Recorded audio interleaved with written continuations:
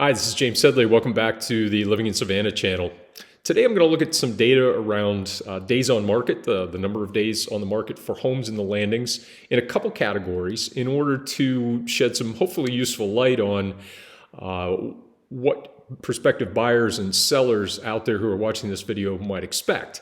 And for those of you that are watching, thank you so much. I appreciate you tuning in, and I also appreciate you liking, subscribing, and sharing this video and the channel with your friends, colleagues, family members, whomever.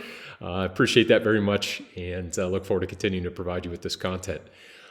So starting at a high level, I looked at the 50 plus homes that sold in the landings in the last 90 days. The median home stayed on the market for 37 days before going to contract, and for a mean number of 60 days.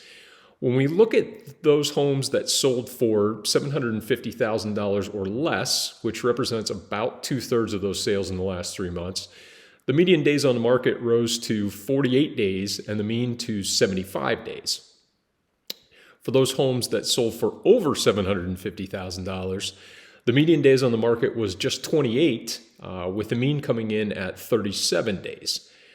So this, taking a break here for a moment, this is interesting and to me at least a bit counterintuitive. In general and in other similar markets I have crunched the data for, the higher the price tag, the longer a home is going to stay on the market. That hasn't been the case here in the landings recently, as you've just heard. So let's look at some other numbers before returning to why this might be so.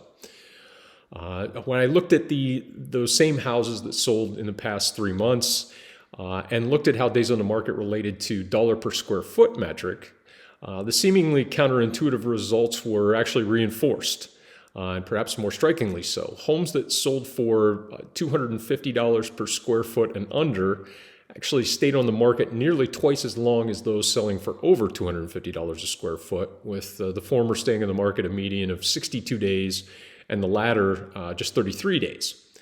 So why might this be the case, and should we expect it to continue? Addressing the first part of that question, I believe the answer probably lies in the fact that those $750,000 plus homes are more likely to have been renovated more recently than the under $750,000 homes. Those newer renovations, or possibly even newer homes, newer builds, translates to a higher wow factor in showings, and or to less of a need to determine how much a buyer is willing to spend in time and money to undertake renovations.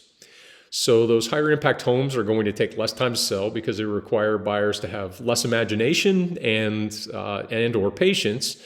And the same holds true when we look at the dollar per square foot metric. So turning to the latter part of my initial question, should we expect these trends to continue? Well, I would say that there isn't any reason that they won't, but there is likely a limit. There are too few homes on the market right now, talking low teens, and too few under $750,000 and or under $250 per square foot in terms of listing prices to draw any meaningful conclusions from the data that's there. But that said, as the overall median selling price for a landings home creeps closer to 7 figures, I would expect that the higher end homes will take a bit longer to sell relative to today's figures, and that the lower priced homes will be seen as more of the values many of them are, and will be scooped up faster relative to today's numbers and to the $1 million plus listings. So days on the market between these two segments will likely start to converge and possibly flip to what we might more generally expect, with lower priced homes selling faster than higher priced homes. But I do expect that that's going to take a while to happen, so we can expect more of the same for the foreseeable future. I hope you found this useful, and would be happy to talk specifics with you related to your personal buying or selling situation anytime. Please do reach out at your convenience, and I'll look forward to having that one-to-one conversation with you then. But until then, thank you so much again for subscribing, sharing, and liking, and I'll look forward to seeing you in the next episode. Thanks so much.